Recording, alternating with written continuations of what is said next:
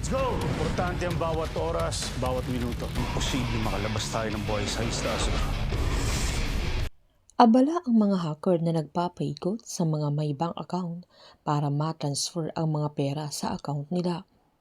Ginagawa nila ang lahat para ibigay ng owner yung PIN nila para ma-access nila ang mga bank account ng mga ito.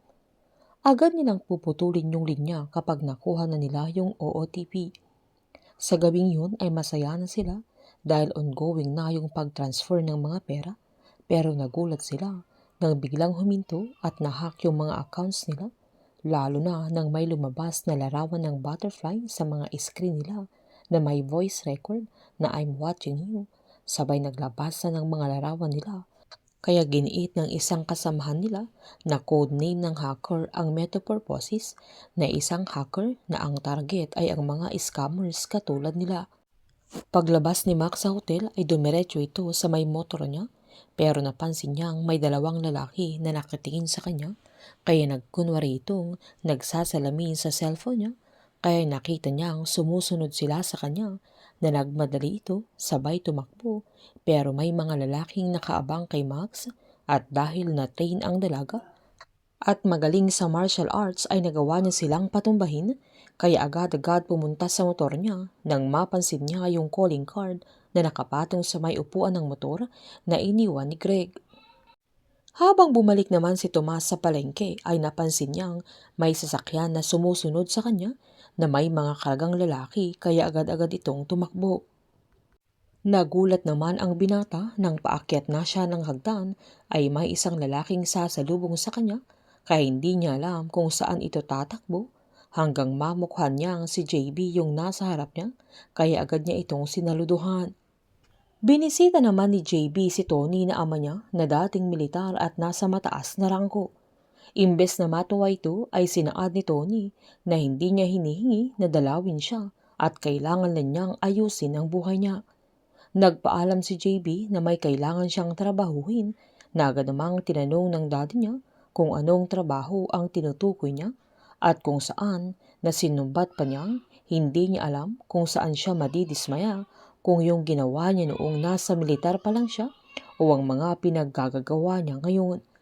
Dahil sa reaksyon ni Tony ay nagpaalam na si JB, sabay na alala niya ang nakaraan na laging pinapaalala ni Tony sa kanya na natanggal siya sa serbisyo dahil kinalaban ng grupo nila yung Pangulo dahil sa paggawa niya ng tama.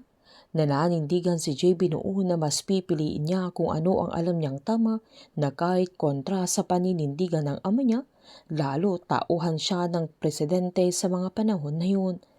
Nagpaalam naman si Tomas sa umampon sa kanya dahil may papasukin siyang bagong trabaho, kaya biniro siya na wag siyang babalik sa kanya na nasa Ataol dahil double dead lang niya ito. Kinagabihan naman ay tinawagan na Andres yung lola niya para sabihing nagpadala ito ng pera, na agad namang sinaad ng lola niya na parang binigay na niya lahat ng perang ipon niya, sabay sinaad ng binata na nagbabaka sakali din siyang pagbalik niya ay kasama na niya ang kapatid niyang si June na matagal nang nawawala, sabay binili niya ang lola niya na lagi itong mag-iingat. Pinasok naman ni Max ang isang bahay para kunin yung isang singsing sa isang vault kung saan nagtagumpay ito, pero bago ito makalabas ay natabig niya yung isang vase na nasa mesa, kaya nalaglag ito. Kinabukasan naman ay pumunta na sila JB, Miguel, Tomas at Max sa bahay ni Greg.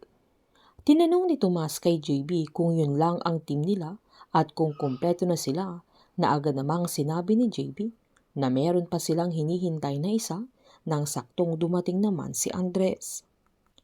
Sa meeting nila ay pinaalala ni Greg na istrikto yung rules nila. Una, kailangan nilang unahin yung mission nila at hindi sila dapat makompromise, at kailangan nilang mag-stick sa plano na magsisimula sila bilang isang team, kaya tatapusin nila ng isang team at pagkatapos ng mission nila ay malaya na sila. At sa sandaling umuo ang mga ito ay kailangan nilang tapusin yung trabaho nila at kailangang klaro sa kanila na business transaction yun na pwede silang mamatay. Handa na silang lahat, kaya susugod na sila sa isla ng Delgado kung saan doon ang teritoryo ni Timur Escalera na dumukot kay Takakuray na siya ang unang misyon nila na kailangan nilang itong maisalba at pinaalala ni Greg na napakadelikado yung teritoryo na yun at sa araw ding yun ay mag-uumpisa na ang kanilang job order. Sama-sama po nating subaybayan ang advanced episode ng Incognito dito lamang po sa aking channel. Patuloy lamang po manood at mag-subscribe para ma-update po kayo sa mga susunod na episode. Marami pong salamat.